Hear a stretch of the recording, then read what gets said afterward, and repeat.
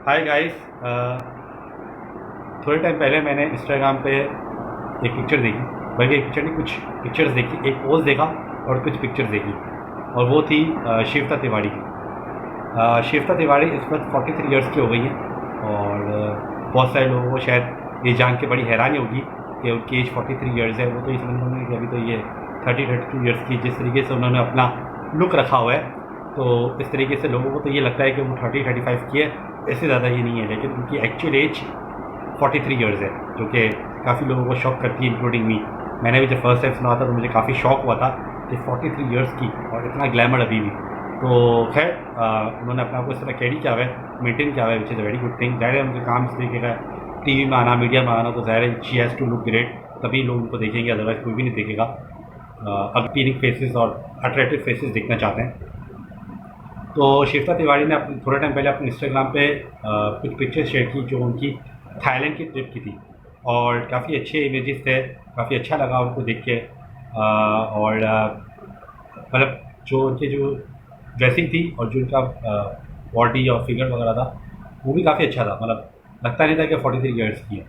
तो एक्चुअली इस बात से मुझे एक बात याद आई। उन्होंने थोड़ा टाइम पहले अपनी बेटी के हवाले से कहा था कि मैं चाहती हूँ कि क्योंकि मेरे जो रिलेशनशिप्स हैं, पर्सनल रिलेशनशिप्स जिसको कहना चाहिए, मैरिटल रिलेशनशिप्स, वो अच्छे नहीं गुजरे हैं, और जिसमें मुझे काफ़ी प्रॉब्लम हुई है।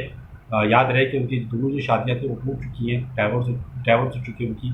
पहले उनकी शादी आई थिंक 1996 में हुई थी, और उसके बाद उनकी दूसरी शादी अराउंड 2010-2011 में हुई थी, और वो दोनों शादियाँ ख़त्म हो चुकी हैं।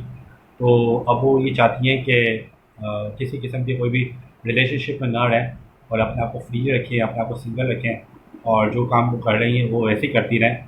और उनसे ये पूछा गया कि आप अपनी बेटी को क्या मैसेज देंगी या अपनी बेटी को क्या एडवाइस करेंगी, तो उन्होंने ये कहा एक इंटरव्यू के अंदर कि मैं अपनी बेटी को भी यही बोलूँगी कि शादी वाले रिलेशनशिप में जब तक आप श्योर ना हो तो ना करो। You take your time with your partner to get adjust, you take your time with your partner to get settle, and once you think he is the right person, once you think he is the right choice, then you can go for जो है शादी वगैरह। Otherwise there is no reason of getting married if you are not satisfied with your partner, because उनकी already दो ख़राब हो चुकी है, तो उन्हें पता है कि कितना प्रॉब्लम होती है वापस उस फेज से निकल के आना। तो वो ये अपनी बेटी को एडवाइस कर रही है कि better to live with your partner without wedding, get to know about him, अपने आप के बारे में बताओ, उसको अपने बारे में बताओ, एक दूसरे को जानो, और जब सारी चीज़ें सेट हो जाए, जब आपको लगे कि yes he is the right partner for marriage, then do wedding, otherwise no. It's better to have a different relationships for shorter period of time.